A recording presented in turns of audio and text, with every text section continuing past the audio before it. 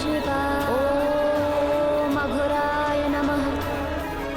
ओम पशुपते नमः। ओम नमः शिवाय। ओम नमः शिवाय।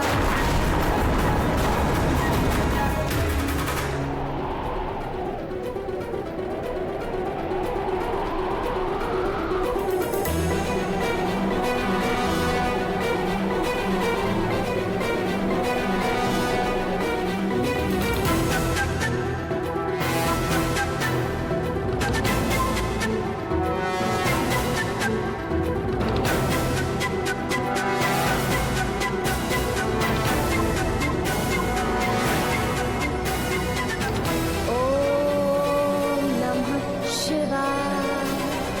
ओम नमः शिवाय।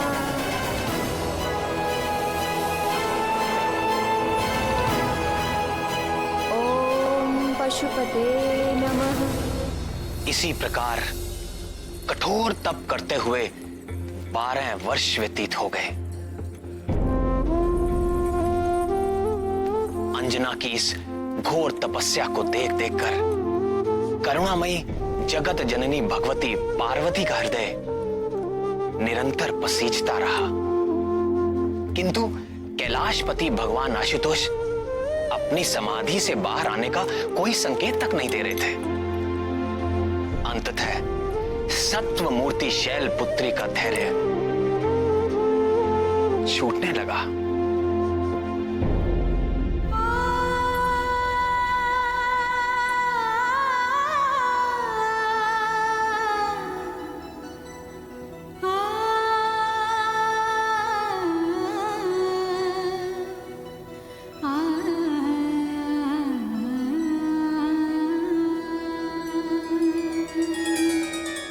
हे शशि शेखर, आंखें खोलिए।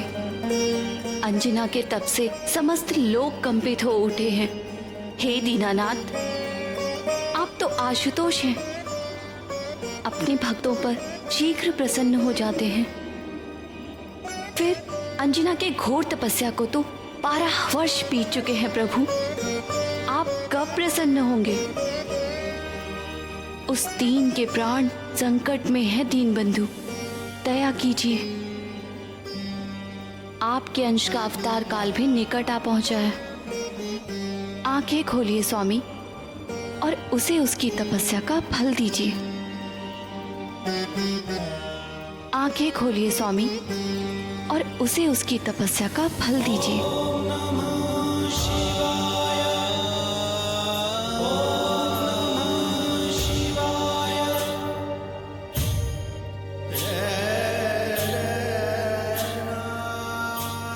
अभी नहीं करुणामयी,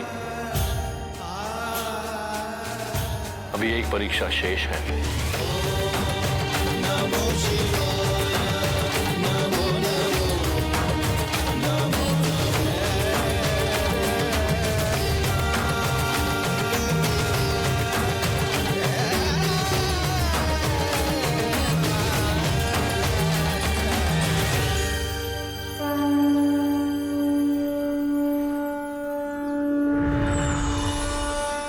अंजना, तुम्हारा कल्याण हो पुत्री। तुम्हारी तपस्या पूर्ण हुई।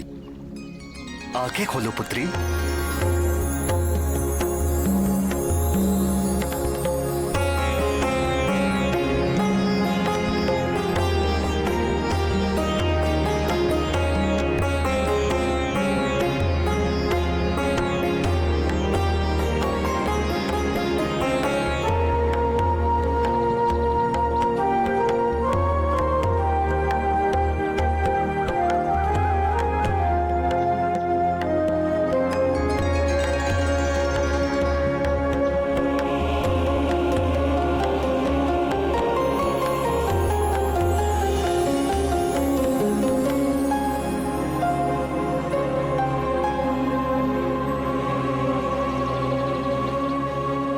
पुत्री, आगामी श्रावण कृष्ण पक्ष की त्रयोदशी को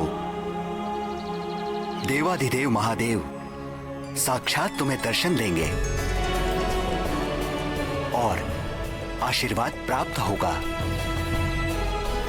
उनके स्वागत का प्रबंध करो पुत्री,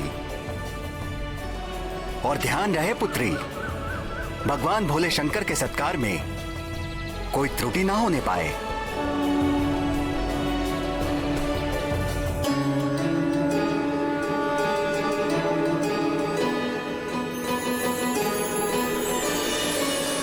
जब ब्रह्मा जी की 100 दिव्य वर्षों की आयु पूर्ण हो जाती है तो मैं प्रलयकालीन संवर्तक सूर्य बनकर अपनी प्रचंड किरणों से समुद्र, पृथ्वी और प्राणियों के शरीर से सारा जल सोख लेता हूं। जब समस्त ब्रह्मांड दहकने लगता है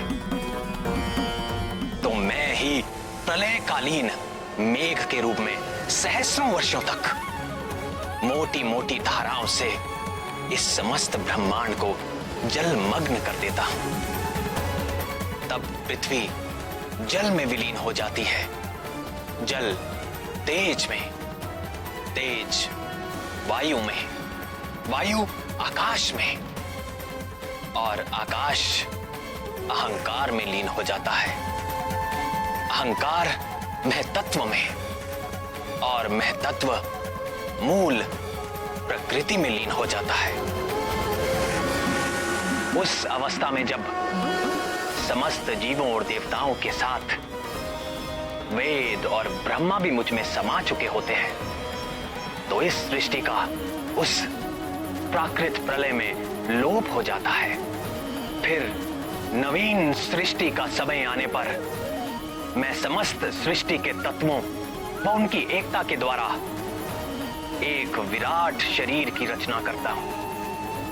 उसी विराट शरीर की नाभि से नवीन ब्रह्मा प्रकट होते हैं।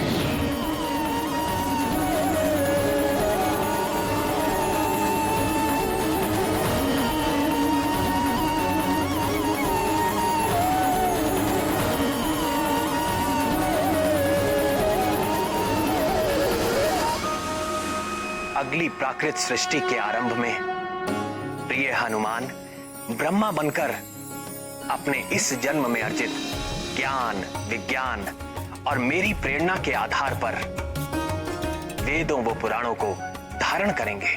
तत्पश्चात रजोगुण का आश्रय लेकर संकल्प शक्ति मात्र से सृष्टि कार्य में संलग्न होंगे और भू, भुआ और स्वः नामक त्रिलोकी की रचना करेंगे, और फिर प्रजापतियों के माध्यम से वृक्षों, पशु पक्षियों, मनुष्यों की सृष्टि के साथ देवता, पितर, असुर, गंधर्व, अप्सरा आदि की देव सृष्टि भी करेंगे।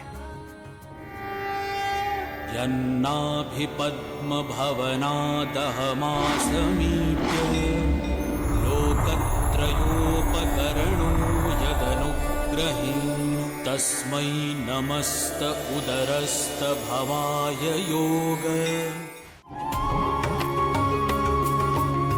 अपने आराध्य श्री राम के गुणगान और उनकी सेवा के अतिरिक्त महाबली हनुमान के हृदय में और कोई अभिलाषा नहीं।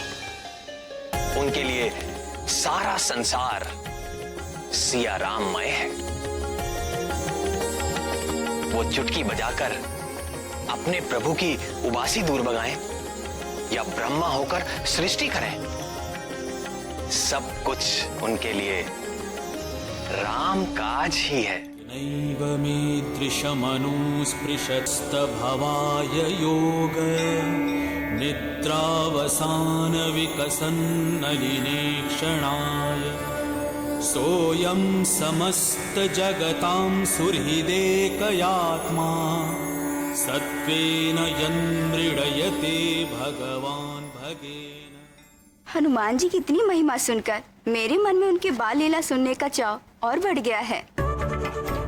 किंतु प्रभु, उसके पहले उनके जन्म की कथा तो पूरी कीजिए। भगवान भोलेनाथ ने कब और कैसे अंजना को आशीर्वाद देके उसकी मनोकामना पूर्ण की, थोड़ा विस्तार में बताइए ना प्रभु। हाँ श्याम सुंदर, महादेव ने माता पार्वती से कहा था कि वो एक और परीक्षा लेना चाहते हैं। फिर क्या हुआ?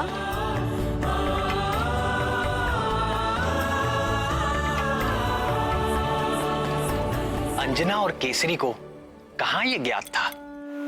वो तो भगवान नंदीश्वर के स्वागत का आयोजन कर उनकी प्रतीक्षा कर रहे थे। अंततः श्रावण कृष्ण पक्ष की त्रयोदशी का मंगलकारी दिन आ ही गया।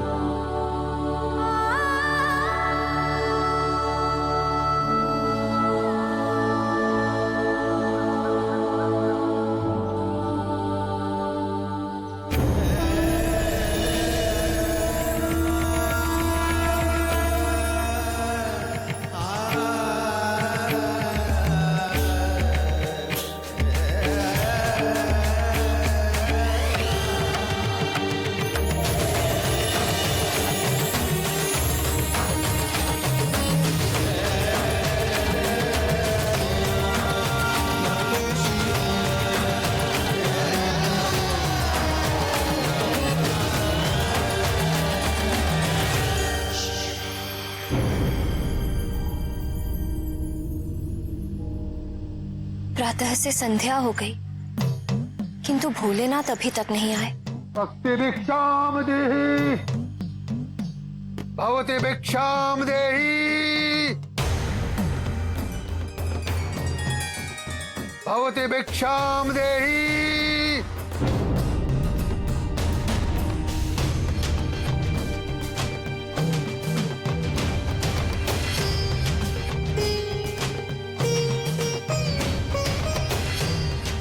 भवति भिक्षाम देहि।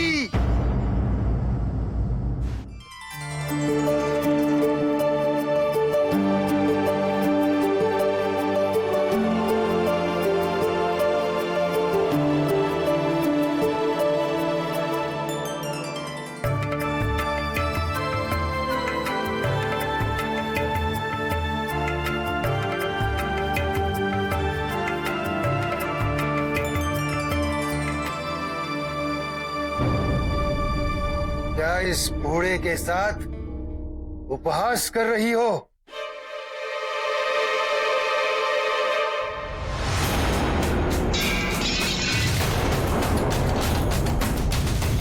तेरे आधे दांत टूट चुके हैं, आधे दांत सड़ चुके हैं।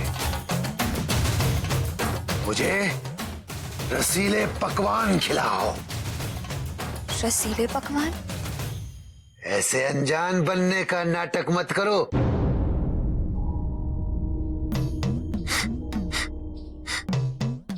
तुम्हारी रसोई में 56 भोग पकाए गए हैं और मैं बड़ी दूर से तुम्हारी उस सुगंध के पीछे यहां तक चला आया हूं। मैं वो भोग लगाए बगैर तुम्हारे द्वार से नहीं जाने वाला हूं।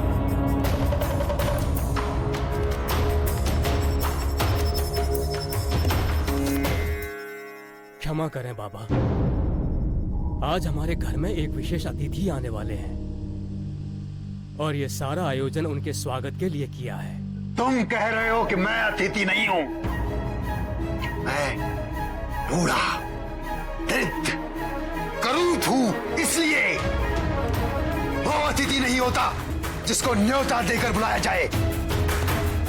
अतिथि वही होता है जो बिना बुलाए किसी भी तिथि में चला जाए। नहीं नहीं बाबा, मेरी बात का अर्थ ये था कि ये सब हमारे इष्ट नहीं, अनिष्ट होगा तुम्हारा। मेरे समान बूढ़े दरिद्र भूखे को भोजन न करा के कोई भी इष्ट प्रसन्न नहीं होने वाला। बोलो, कराते हो 56 भोग? तो मैं चला।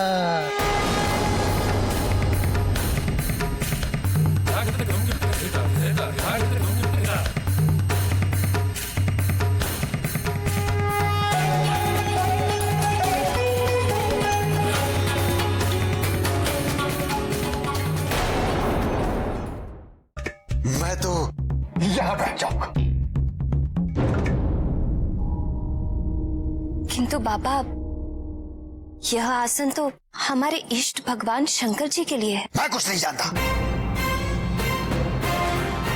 मैं तो यहीं बैठूंगा।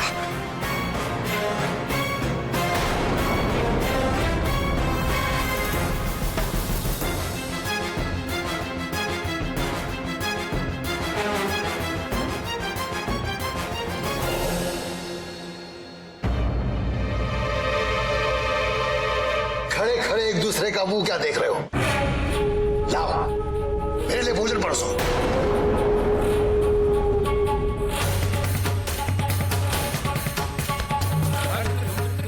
अच्छा, तुम लोग मुझे यहां बैठा देखकर कूद रहे हो। मुझे तुम लोगों का ये भाव तनिक भी बा नहीं रहा है। यदि ऐसे ही रो रो के मुझे भोजन कराओगे तो मैं सच कहता हूं, मैं एक दाना भी नहीं खाऊंगा। मैं ऐसे ही चला जाऊंगा। नहीं नहीं बाबा, ऐसा अनर्थ ना कीजिए। आप बैठिए, मैं आपके लिए भोजन परोसती हूँ।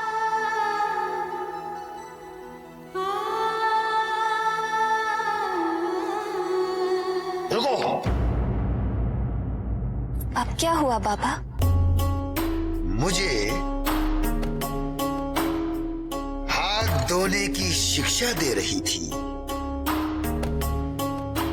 और स्वयं बिना हाथ धोए ही मेरा भोजन परोस रही हो। किंतु बाबा, मेरे हाथ तो शुद्ध हैं। और फिर आपने ही तो कहा। तेरा मेरा क्या मेल है? मैं तो भिखारी हूं, तू तो गृहस्थन है। तुझे तो शुद्ध अशुद्ध का विचार करना चाहिए। जाओ, मेरे हाथ धो कर आओ।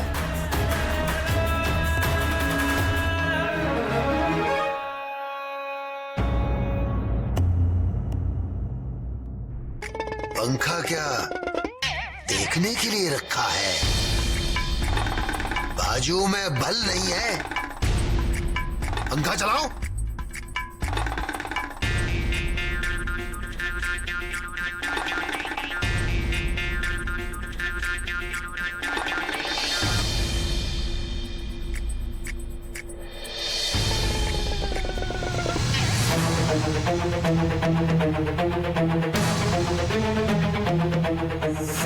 बाबा, भोजन प्रारंभ।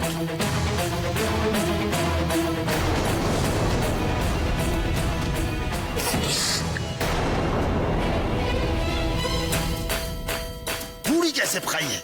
आधी कच्ची, आधी चली हुई।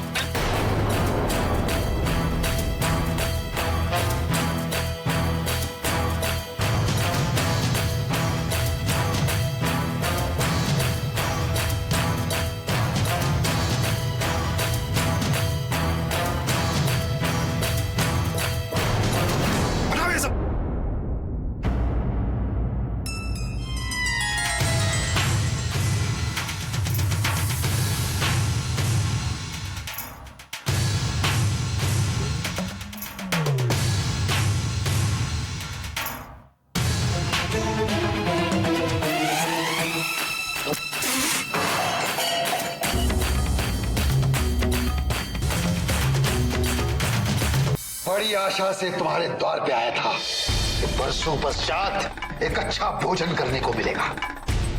तुम दोनों ने गुड़ गोबर कर दिया।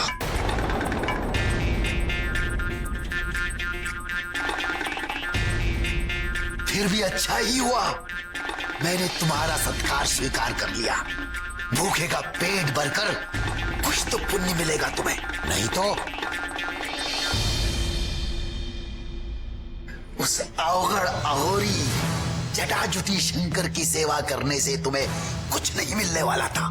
भस्म लपेटकर, गले में नागमाला डालकर, पैर के शमशान में बैठने से कोई भगवान नहीं होता।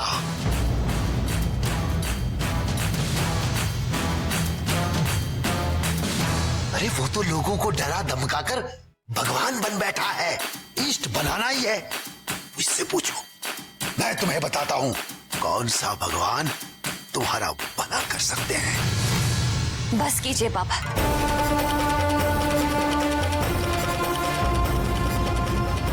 आप हमारे अतिथि हैं, किंतु हमारे परम आराध्य भगवान भोलेनाथ का अपमान करने का आपको कोई अधिकार नहीं।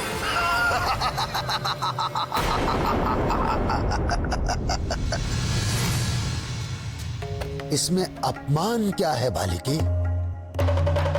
जो सत्य है वो सत्य है। क्या शंकर शमशान में नहीं रहता? क्या वो भस्म लगाकर नहीं घूमता? क्या वो जटाजुटी अघोरी नहीं है? हाँ, रहते हैं वो शमशान में। हाँ, लगाते हैं भस्म, किंतु जहाँ अपने भी साथ छोड़ देते हैं, उस शमशान में रहकर वो जीवों को शरण देते हैं और भस्म लगाते हैं उन्हें जीवन की व्यर्थता का उपदेश देने के लिए। और जिन जटाओं का आप इतना अपमान कर रहे हैं, ये मत भूलिए कि उन्हीं जटाओं में मां गंगे भी निवास करती है। उन्हीं जटाओं की महिमा है कि मां गंगा समस्त जीवों के लिए कल्याणकारी रूप में रहती है। नहीं तो जिस प्रचंड वेग से वे स्वर्ग से उतरी थी, यदि भगवान जटाशंकर ने उन्हें अपनी जटाओं में ना घेरा होता, तो वे अपने वेग से सब कुछ बहाकर नष्ट कर देती। और अघोरी, अघोरी का अर्थ समझते हैं आप? घोर का अर्थ होता है क्रूर, और अघोर अर्थात जिसमें कोई क्रूरता ना हो, जो घोर पापियों के प्रति भी करुणा की दृष्टि से देखते हैं। ऐसे हैं मेरे भगवान भोले शंकर।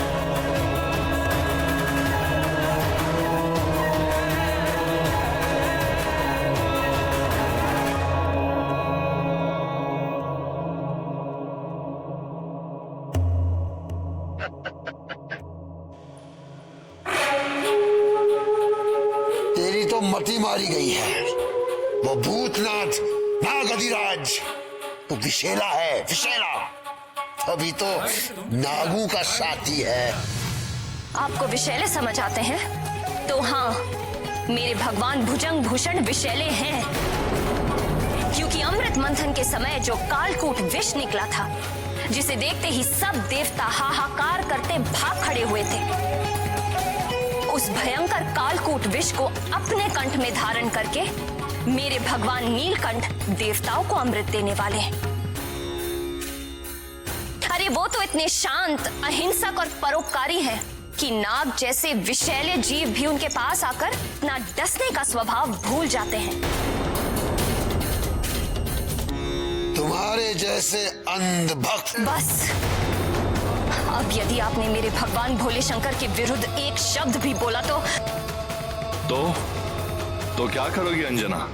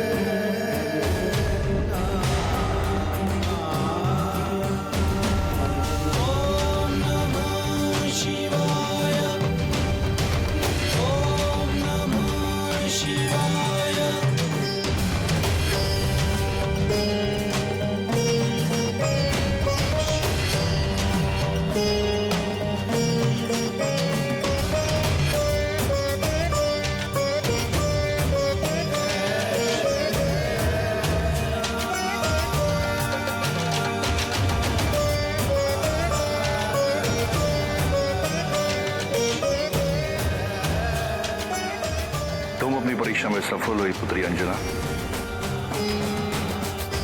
मैं तुम्हारी भक्ति और तपस्या से अति प्रसन्न। तुम्हारी मनोकामना पूर्ण होने का समय आ गया है। शीघ्र ही वायुदेव के द्वारा तुम्हें मेरा प्रसाद प्राप्त होगा।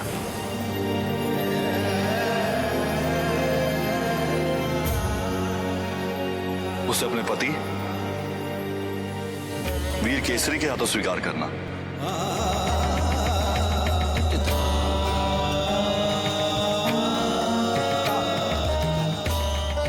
तुम्हारा होने वाला पुत्र समस्त संसार में अपने बल और पराक्रम के कारण विख्यात होगा। परम भक्त होगा और परम ज्ञानी भी। कल्याण हो।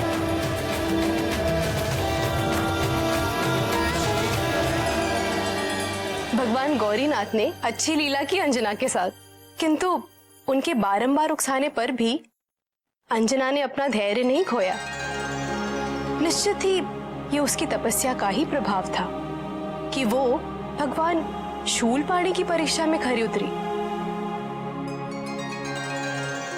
वेदों में गृहस्थ के लिए 5 प्रकार के जिन नित्य यज्ञों का विधान है, उसमें ब्रह्म यज्ञ, देव यज्ञ, पितृ यज्ञ और भूत यज्ञ के साथ अतिथि सत्कार रूपी मनुष्य यज्ञ भी प्रतिदिन करने का आदेश दिया गया है। जिस द्वार से अतिथि असंतुष्ट होकर जाता है, उस घर में समृद्धि नहीं रहती, और जहां सम्मान के साथ अतिथि की तृप्ति की जाती है, वहां सुख संपत्ति का वास सदा बना रहता है।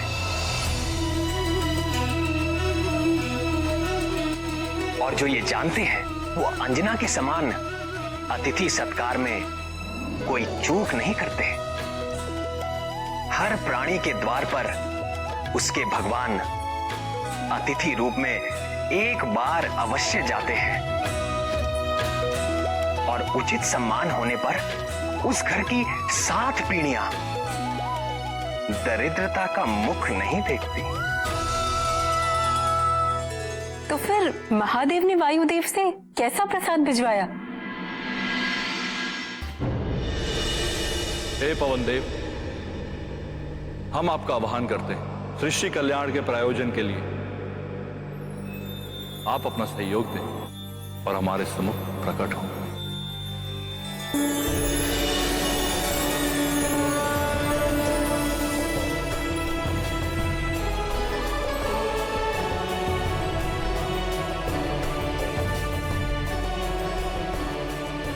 जगत जननी माता पार्वती और जगत गुरु भगवान भूपति की जय हो। मैं कृतार्थ हुआ महादेव। अपने तेज को वहन करने के लिए आपने मेरा चुनाव किया है। ये मेरे लिए बड़े सौभाग्य की बात है। आदेश करिए भगवान रुद्रेश्वर।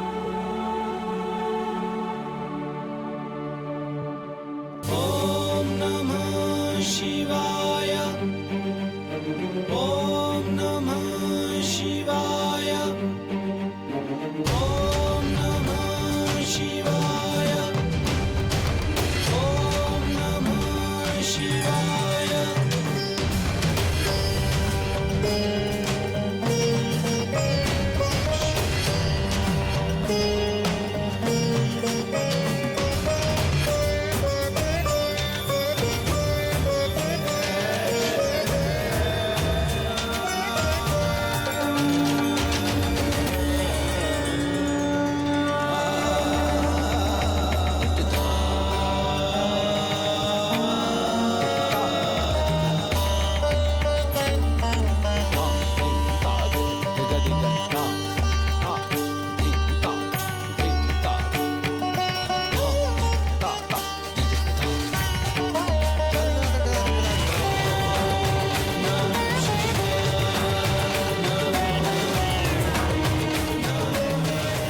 आप जानते हैं कि आगे आपको क्या करना है।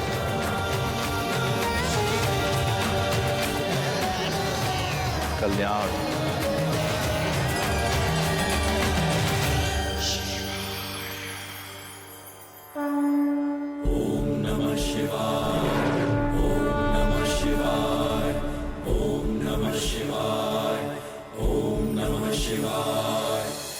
शंकर जी ने दे दिया तेज, पवन सुत अब आने वाले हैं। भक्ति में होकर प्रवीण वो मग्न राम गुण गाने वाले हैं। जटाधारी शिव शंकर शंभो महादेव, शिव शंकर शंभो। जटाधारी शिव शंकर शंभो महादेव, शिव शंकर शंभो। देवों का सब करेंगे काज, नष्ट करेंगे पाप का राज। विष्णु वचन की रखने लाज, ले रहे हैं अवतार आज। अन्यायी दल में भय का हाहाकार मचाने वाले हैं, हाहाकार मचाने वाले हैं। शंकर जी ने दे दिया तेज, पवन सुत अब आने वाले हैं।